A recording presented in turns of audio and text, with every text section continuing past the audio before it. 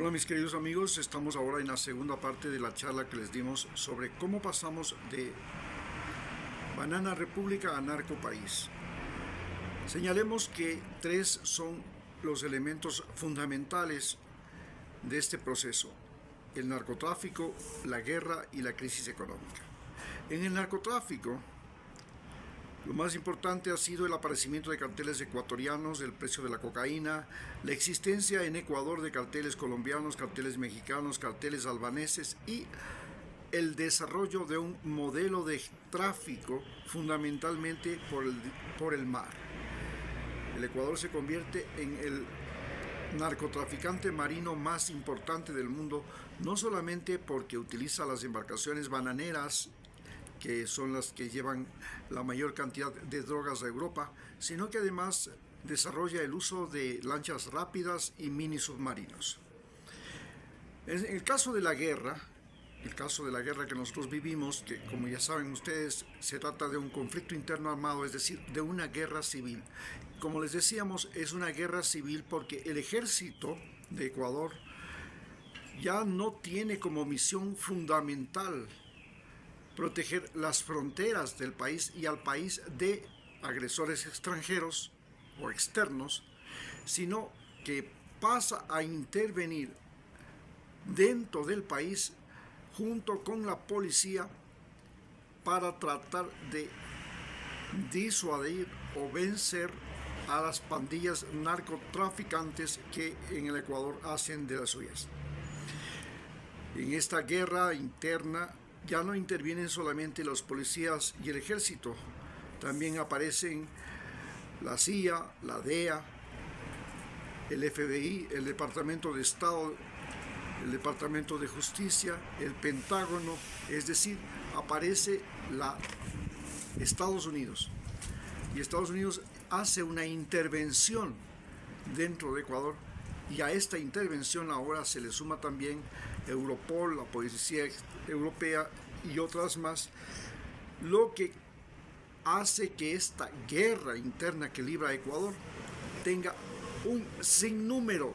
de actores que ya no son solamente el ejército y la policía frente a la población de delincuentes, prisioneros, de jóvenes que no quieren vivir esta vida de catástrofe y pobreza que le ha conducido la crisis económica. Entonces, el otro elemento fundamental que interviene en el problema de la transformación de banana república a narco república o narcoestado es la crisis económica. Esta crisis económica se produce especialmente luego de la pandemia y de los gobiernos de Lenín Moreno, Guillermo Lasso y el actual gobierno de Daniel Noboa. Esta crisis económica tiene como particularidad que es una crisis económica en la que la población se encuentra altamente endeudada. Es decir, no es una población a la que le falta servicios públicos, no le falta educación, no le falta transporte, no le falta internet, electricidad, aguas potables, urbanizaciones, no. Esencialmente es una población endeudada, porque el gobierno anterior de Rafael Correa logró expandir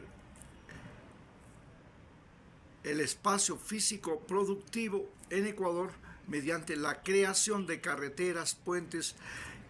cambió el uso de la energía, que en el Ecuador fundamentalmente era energía de combustión, al uso de la energía eléctrica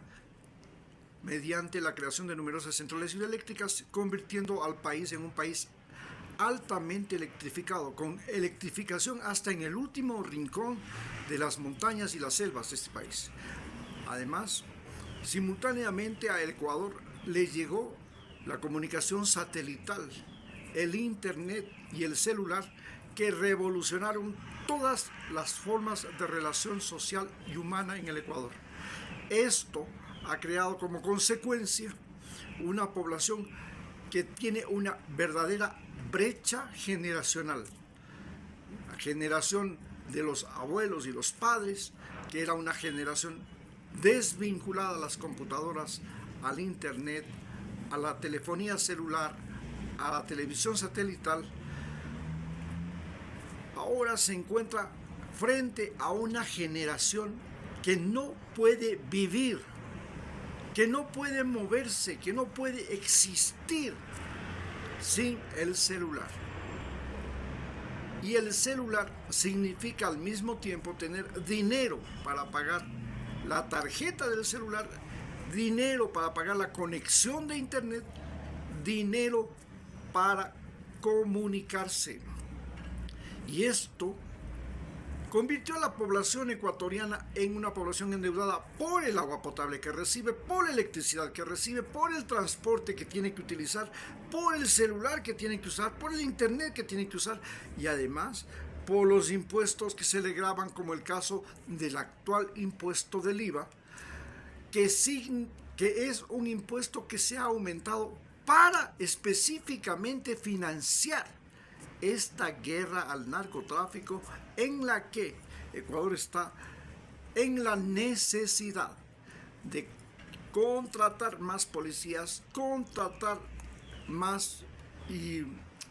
capacitar y entrenar más soldados y al mismo tiempo equiparlos, darles armas, municiones, vehículos, radares, sistemas de comunicación, etcétera, etcétera, que son en este momento una hemorragia interna de recursos que no se utilizan para la educación, para la salud, para la producción, sino que se utilizan para esta guerra y además significa que las cárceles se repletan y hay que darles de comer a los presos, vestirles, cuidarles, alimentarles y cada preso le cuesta a este país más que un estudiante universitario. Esto es el centro del problema. La crisis económica que vive Ecuador es fundamentalmente porque la gente no tiene dinero y el Estado no es un Estado empleador, es decir, que contrata, que hace obra pública, sino que por el contrario es un Estado que pretende reducir la inversión pública y esto significa reducir el número de hospitales, el número de colegios, el número de escuelas, el número de carreteras, el número de centrales hidroeléctricas, el número de todo. Y no invertir más, si es posible, en eso. Concentrar toda la inversión solamente en un aparato represor que no produce nada. Y esto es el centro del problema. La falta de circulación del dinero que produce la explotación petrolera, que produce los impuestos, que produce las exportaciones del Ecuador en general, que produce la extracción minera. Esta falta de recursos, esta evasión de impuestos, especialmente de las grandes empresas, de los grandes capitales, de las empresas transnacionales, este asalto a los préstamos del Fondo Monetario Internacional, que ofrece a los gobiernos de turno préstamos y que ahora ya sabemos que lo hace a cambio de que el Ecuador ceda territorios como lo ha cedido en Galápagos al Fondo Monetario Internacional y a Estados Unidos, convirtiendo a Galápagos y a 200,000 kilómetros cuadrados alrededor de las islas de Galápagos en territorio norteamericano. Ya no es territorio ecuatoriano. Y con el detalle de que además nosotros tenemos que pagar la Marina, el Ejército y la aviación que custodian esta propiedad norteamericana, por donde se dice que transita el narcotráfico, y por esa razón tenemos que financiar las operaciones navales, aéreas y terrestres para proteger este bien que en este momento es propiedad del Fondo Monetario Internacional y de los Estados Unidos.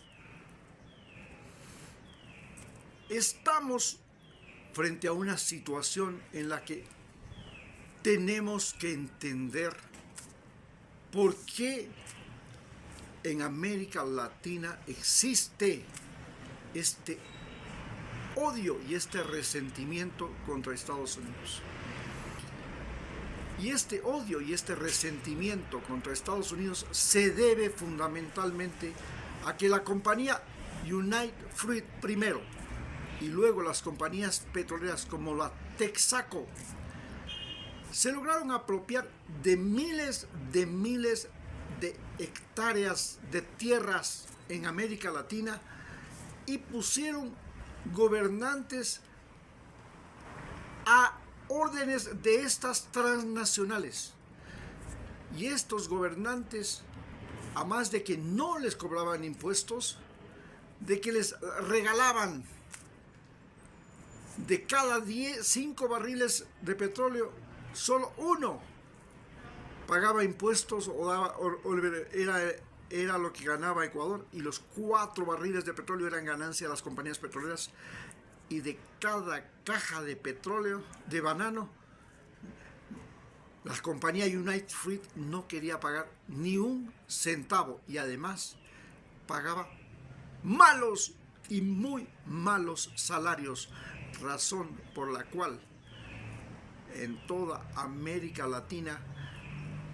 los trabajadores de esta compañía se levantaron no solamente contra la compañía, sino contra las empresas ferroviarias que esta compañía creó para transportar su banano fundamentalmente, y luego para transportar a la gente, inclusive las empresas de telégrafo que creó en los países, y que a cambio de la construcción de esas empresas, los gobiernos títeres que ellos mismos ponían